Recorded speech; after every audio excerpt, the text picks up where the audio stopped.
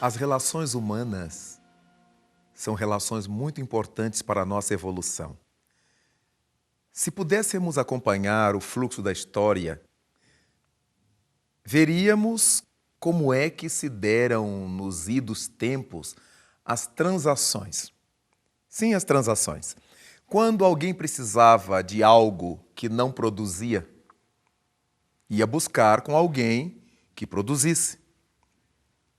E natural é pensar que esse alguém também tivesse necessidade de outras coisas, que eu produzia ou que outra pessoa produzia. Todas as trocas eram feitas. O comércio era estabelecido através de trocas. Alguém que produzisse, por exemplo, grãos, trocava com aquele que produzisse tecido. Aquele que produzisse tecido precisava de alguém que produzisse outras coisas, metais. Era assim a transação. Com o passar do tempo, surgiu a moeda. Já não eram as coisas em si mesmas as moedas de troca. Agora surgiram moedas. Cada grupo, cada lugar, cada país tratou de estabelecer a sua própria moeda. Madeiras caras, raras, perfumadas, com a qual se construíam peças que serviam de troca. Metais caros, metais mais raros. E com isso, ao longo do tempo, foram cunhadas moedas.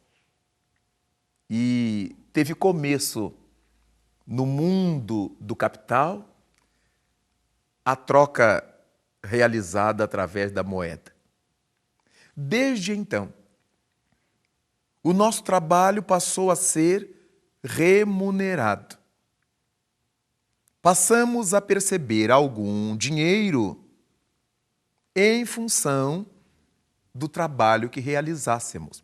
O nosso trabalho passou a ter um preço. O trabalho por dia, o trabalho por hora, o trabalho por mês ou por ano recebia uma compensação da sociedade. E desse modo, fomos criando um sistema no mundo que, a partir dos regimes capitalistas, foi ficando insuportável. Porque uma coisa é eu ter bananas em casa e trocar com o vizinho que tem cocos. Ele tendo cocos, trocar com alguém que tem arroz.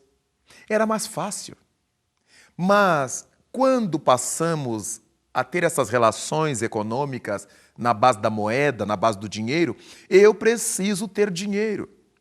Porque tem alguém que vende e, naturalmente, tem alguém que compra. A lei econômica da oferta e da procura estabelece que todas as vezes que eu tenho alguma coisa para vender, aparecerá alguém desejando comprar. Ou que, sempre que eu tenha vontade de comprar alguma coisa, aparecerá quem me venda essa coisa. E desse modo criamos uma estrutura social, ou uma estrutura socioeconômica, em que é inadmissível vivermos sem dinheiro. Passaram a surgir os problemas financeiros, os problemas econômicos. Mas quando acompanhamos hoje em dia os noticiosos, percebemos que há pessoas que vivem com muito pouco. Há pessoas que vivem com $1 por dia. Menos de $1 por dia. Até os indivíduos que ganham centenas de dólares por minuto. Então, começamos a encontrar na Terra uma disparidade muito grande. Pessoas que ganham muitíssimo, pessoas que ganham pouquíssimo. pessoas que não ganham nada. Mas situando essa questão ao nível da classe média, verificamos que grandes problemas que surgem no seio familiar, na relação entre casais, têm sido o problema financeiro, a falta de dinheiro. É claro que temos que levar em conta o estilo de vida que adotamos ter, o nível de vida que passamos a ter. E desse modo, os problemas econômicos, os problemas financeiros decorrem, muitas vezes, na classe média, desse status em que nos colocamos, em que nos situamos. Nas conversas em geral, as pessoas dizem: eu não posso baixar meu nível. Eu não quero baixar meu nível. E isto não é compatível com o meu nível de vida. E todas as vezes que nós temos que viver sem aquilo que é compatível ao nosso estilo de vida, nos tornamos pessoas muito infelizes.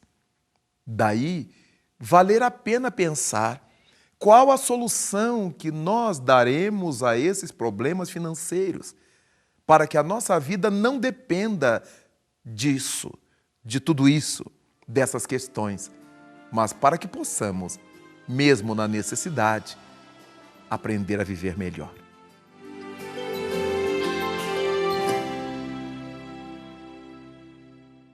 Cada vez que nos dermos conta de que o dinheiro está sendo um problema para a nossa vida, primordialmente deveremos levar em conta que as pessoas à nossa volta não têm nada a ver com isso. Desse modo, eu não deverei transferir para minha esposa, ou a esposa para o seu marido, ou para os filhos, ou para quem conosco conviva, essa irritabilidade pela questão financeira. Vamos ver como é que resolvemos isto, já que não temos como ganhar dinheiro fácil. É importante pensar que poderemos descer um pouco do nosso pedestal e ajustar a nossa vida, como quem vai apertando um parafuso cuja peça esteja frouxa.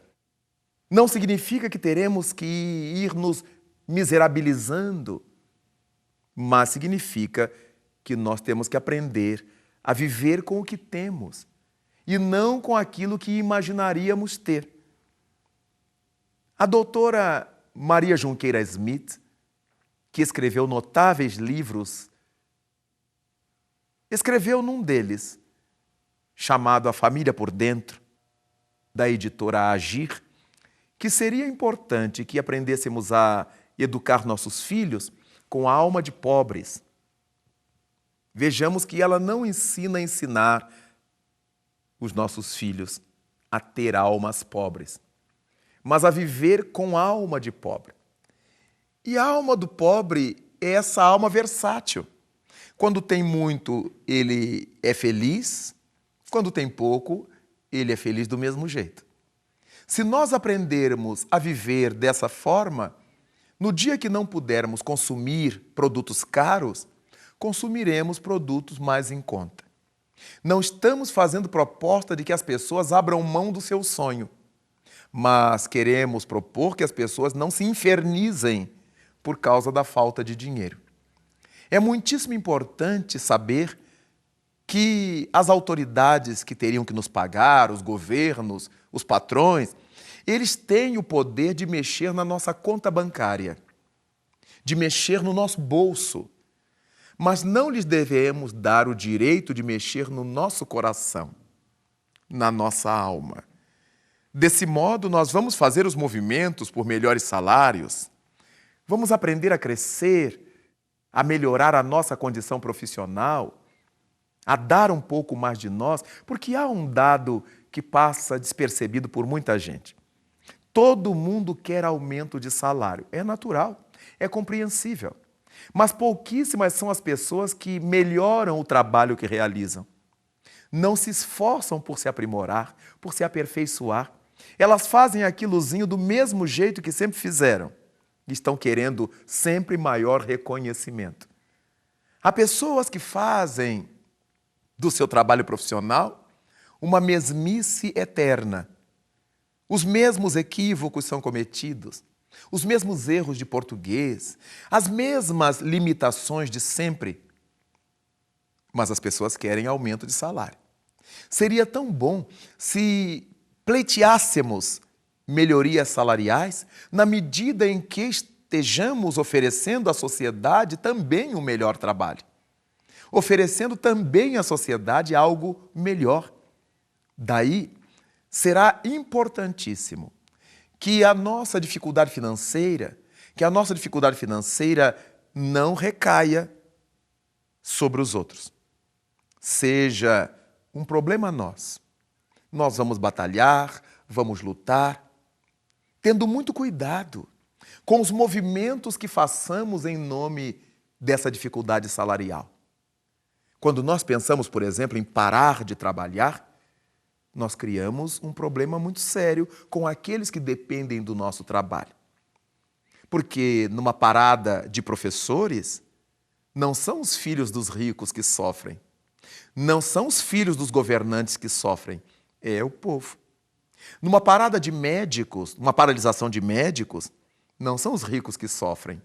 Os ricos não precisam dos nossos médicos. Eles têm os seus médicos particulares. É o povo que sofre. Na hora que para o serviço de trânsito, de transporte, quem é que anda de ônibus? Não é o nosso patrão. Não são os nossos governantes. É o povo. Desse modo, nós vamos criando um débito, um karma coletivo com o povo. Vamos criando problemas com as pessoas que mais precisam de nós. Quando a nossa disputa, a nossa briga, a nossa indisposição por causa do salário deveria ser com os nossos patrões, com os nossos governos, com as pessoas responsáveis pela nossa dificuldade. Daí então, cuidar para que a nossa dificuldade financeira não se transforme num débito moral com a coletividade ou com outras pessoas. Porque saberemos um dia quantas crianças que desistiram da escola por nossa incúria como professor. Quantos doentes que morreram por nosso desejo de ganhar mais. Quantas pessoas que perderam concursos, oportunidades, porque não tiveram condução por causa da nossa vontade de ganhar melhor. Ganhar melhor, sim, mas dar também o nosso melhor.